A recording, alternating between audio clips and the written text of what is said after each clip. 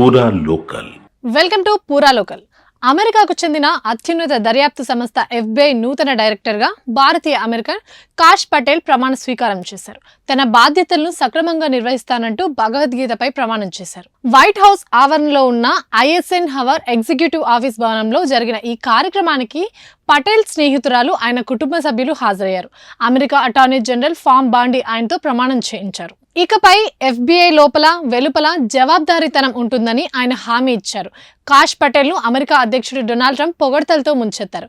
Cache కఠినమైన, బలమైన వ్యక్తి అని ప్రశంసించారు. FBI ఏజెంట్లు ఆయన ఎంతో గౌరవిస్తారని, కాష్ను డైరెక్టర్గా ఎంపిక చేయడానికి ఇది ఒక కారణమని చెప్పుకొచ్చారు. ఈ పదవిని చేపట్టిన అత్యుత్తమ వ్యక్తిగా చరిత్రలో నిలిచిపోతారని వెల్లడించారు. పటేల్ నియామకానికి అనుకూలంగా 51 ఓట్లు, వ్యతిరేకంగా 49 ఓట్లు వచ్చాయి. 2 డెమోక్రాట్లు ఆయనకు వ్యతిరేకంగా ఓట్లు వేశారు.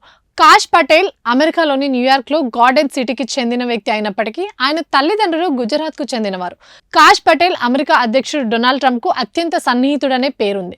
కాష్ రిచ్మండ్ యూనివర్సిటీ నుంచి హిస్టర్, క్రిమినల్ జస్టిస్లో డిగ్రీ పొందారు. అలాగే Pace University School of Law నుంచి JD కూడా పొందారు. గతంలో అమెరికా ప్రెసిడెంట్కు డిప్యూటీ అసిస్టెంట్గా, నేషనల్ సెక్యూరిటీ కౌన్సిల్లో ఉగ్రవాద నిరోధన విభాగానికి సీనియర్ డైరెక్టర్గా కాష్ నిర్వహించారు.